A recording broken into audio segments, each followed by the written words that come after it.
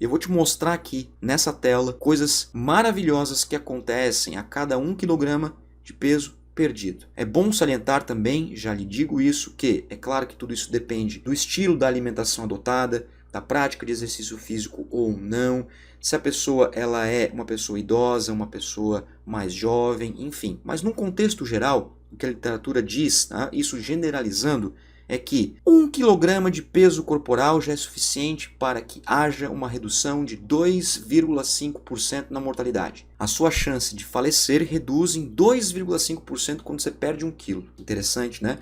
O que mais que nós temos? Até 4% em óbitos por diabetes. Aquelas pessoas que têm diabetes e por ter essa doença diabetes, existe uma chance maior de mortalidade. E quando perde peso, por isso que é importante o controle do peso no diabético, a redução cai em 4% dessa pessoa que tem diabetes em vir a falecer. Nós temos também uma redução de até 5% de câncer que é desenvolvido por causa da obesidade. Como eu falei agora há pouco, a obesidade pode desencadear um quadro de câncer, independentemente qual for o sítio primário desse câncer. Então existe aí a literatura dizendo que 1 kg perdido pode reduzir em até 5% a chance de câncer, daquele câncer que veio por causa da obesidade. Nos parâmetros hemodinâmicos, principalmente na pressão arterial, olha que interessante. A cada 1 kg de peso perdido, reduz 1 milímetro de mercúrio na pressão sistólica. Isso é muito bom, principalmente para pessoas que estão em pré-hipertensão ou que já são hipertensas, mesmo controlado. Por isso que a obesidade pode desencadear hipertensão e até 2 milímetros de mercúrio na pressão diastólica. Essa pressão sistólica é aquele valor maior da pressão e a diastólica é o valor menor da pressão. Por exemplo, 12 por 8. O famoso 12 por 8 é 120 por 80. 120 milímetros de mercúrio na sistólica, 80 milímetros de mercúrio na diastólica. A gente corta os zeros para ficar mais fácil, até mesmo para instruir melhor as pessoas. Então a gente fala 12 por 8, 11 por 7, 14 por 9. Mas na verdade, a pressão arterial ela é em escala de milímetros por mercúrio. Bom, no que se refere, por exemplo, aos parâmetros de perfil lipídico, colesterol total, triglicerídeos, LDL colesterol e HDL colesterol, olha que interessante o que acontece com cada quilograma de peso perdido. Até 1% na redução do colesterol total, até 1,5% no LDL colesterol, o famoso, né, colesterol ruim, que na verdade não é que ele é ruim, é porque em excesso ele pode ser extremamente prejudicial, principalmente para a camada íntima do endotélio, lá nas nossas artérias, e se for uma artéria importante, como uma coronária, como uma artéria que fica no nosso cérebro, nós podemos ter eventos, desfechos que são extremamente perigosos, como podemos ter um infarto agudo do miocárdio e um acidente vascular encefálico. Então, reduzir o LDL é muito importante. Então, perder peso, principalmente no combate à obesidade, temos aí até 1,5% nos valores de LDL, até 3% nos triglicerídeos. E é muito importante falar, por exemplo, do exercício físico, porque o exercício físico ele pode utilizar triglicerídeos como fonte energética. O que acontece? Os triglicerídeos que estão no nosso tecido adiposo, eles são quebrados, e essa quebra é estimulada pelo nosso sistema imune, pelo nosso sistema endócrino, o que faz com que o triglicerídeo, então, forneça 3 ácidos graxos e um glicerol, uma molécula de álcool. O glicerol vai lá para o fígado, ele pode sofrer uma fosforilação junto com ATP e cai de novo no sistema glicolítico para formar energia. Os ácidos graxos, a outra parte advindo dessa clivagem, dessa quebra do triglicérides ou triglicerídeos, vai lá para a mitocôndria carregada pela albumina para ser oxidada. Lá nos sítios com CPT1, CPT2, carnitina palmitoiltransferase 1, carnitina palmitoiltransferase 2. E aí, então, gerar ATP, energia para o nosso corpo. Então, o exercício, por exemplo, é fundamental para o paciente obeso e até um aumento de 0,8% no HDL. Aqui, o dito, entre aspas, né, o bom colesterol, porque ele trabalha no transporte reverso do colesterol.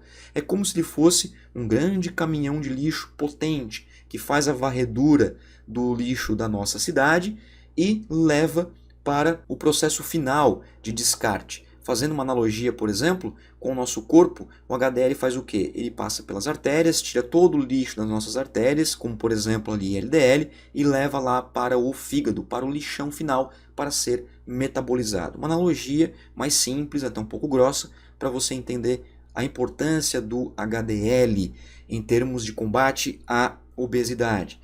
Quando nós falamos, por exemplo, em aspectos vinculados à percepção do exercício, aos sintomas que o exercício pode causar, nós temos até 9,1% de redução dos sintomas de angina, principalmente em pacientes que já têm uma complicação cardiovascular, com apenas 1 quilo perdido. Aquela sensação de peito apertado, o cansaço que causa angina pectoris, aquela dor, literalmente uma dor, e que causa, por exemplo, uma sensação de falta de ar. 1 kg de peso perdido já causa aí uma redução de 9,1% nesses sintomas, nessa sensação.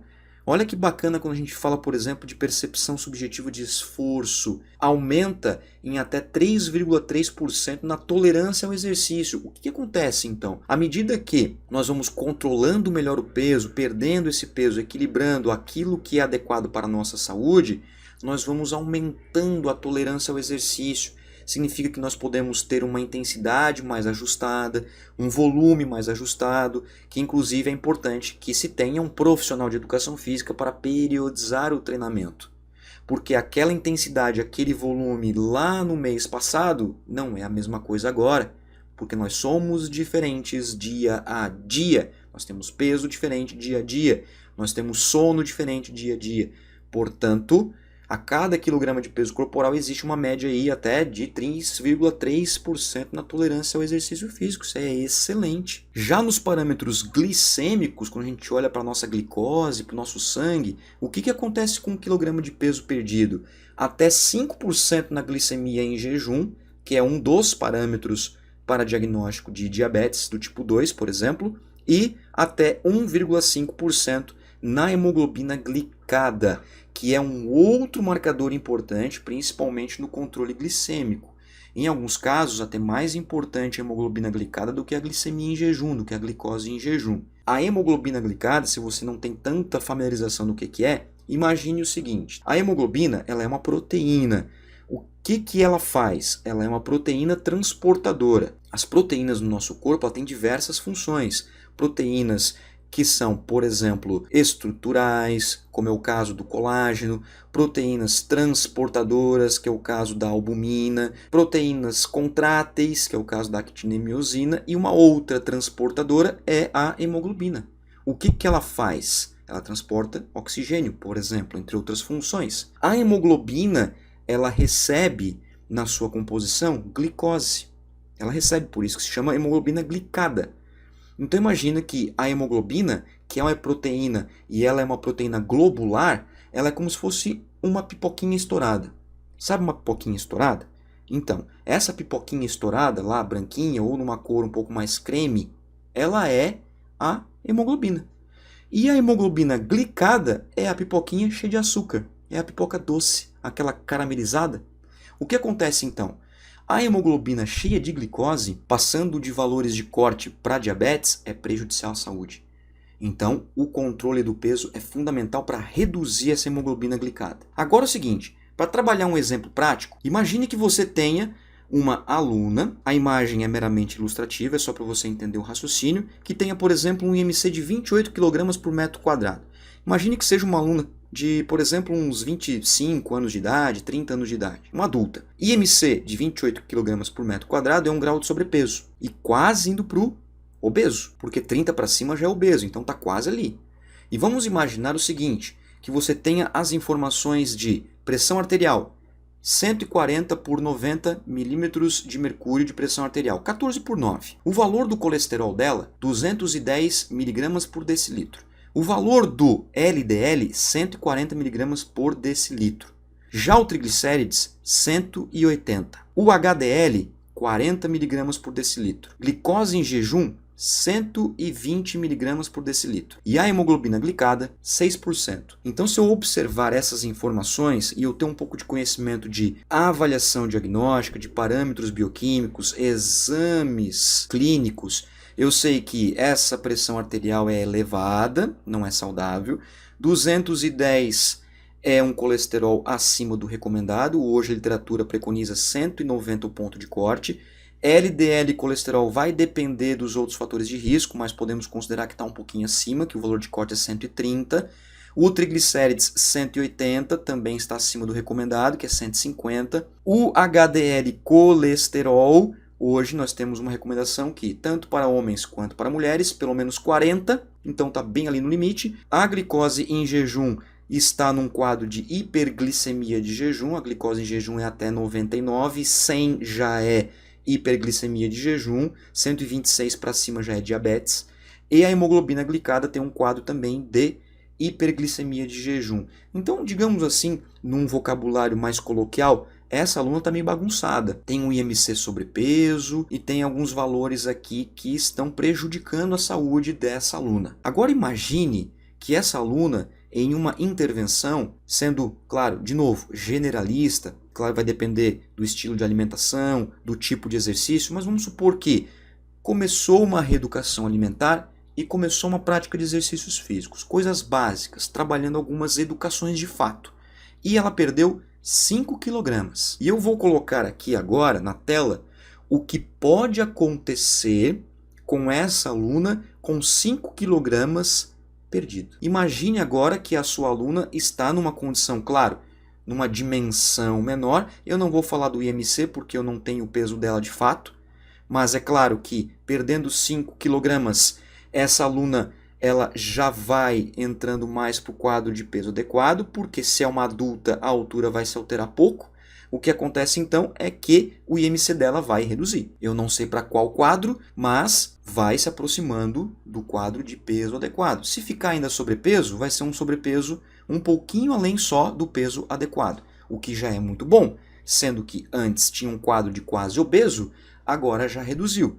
Por isso que é muito importante você saber analisar pré e pós. Agora, tomando como base a literatura e o que eu mostrei na tela anterior, olha o que pode acontecer se essa aluna perder 5 quilos e seguir os parâmetros clínicos de um indivíduo normal. Pressão arterial já cai para 13,5 por 8, 135 por 80, já entra num quadro um pouquinho mais adequado. Colesterol cai para 200, ainda está acima do recomendado pela diretriz brasileira de dislipidemia e aterosclerose, mas já é melhor do que se estivesse com 210. O LDL já caiu para 130, entrou no ponto de corte. O triglicerídeos já caiu para 155, está próximo também do limite sugerido pela literatura. O HDL, que aumenta, subiu para 41, isso é muito bom. A glicose em jejum, que tinha um quadro de hiperglicemia instalado, já entra para um quadro de normalidade, assim como a hemoglobina glicada. Olha que maravilhoso, 5,6, 5,7 para cima já é hiperglicemia, 6,5 para cima já é diabetes. 5 quilos. 5 quilos de peso corporal perdido. E se fosse 10? E se fosse 15 quilogramas? E se fosse, por exemplo, uma pessoa que tem uma obesidade grau 2 e perde 20 quilos ao longo de um ano? Olha o ajuste fisiológico, antropométrico que essa aluna vai ter. Por isso é muito importante avaliar, reavaliar, continuar, controlar, e assim você vai reorganizando na sua periodização aquilo que é condizente para aquela aluna, para aquele aluno, dentro da necessidade de fato que aquela pessoa quer. Se é saúde, se é estética, se é, por exemplo, controlar uma doença, não sei. Isso é você e o seu aluno que saberão. Fato é que a literatura dá suporte tranquilamente para você trabalhar esses parâmetros. Sem contar que essa aluna ainda ela vai reduzir 12,5% na mortalidade, 20% nos óbitos por diabetes, até 25% de câncer por causa da obesidade, vai reduzir até 45,15% dos sintomas de angina e aumentar até 16,5% na tolerância ao exercício físico. Então o que acontece? Você tem um ajuste geral dessa pessoa, expectativa, longevidade. É aí que está o barato de você fazer o devido controle das suas variáveis. Essa era a aula que eu queria mostrar para você, bônus aqui no curso de proporcionalidade corporal.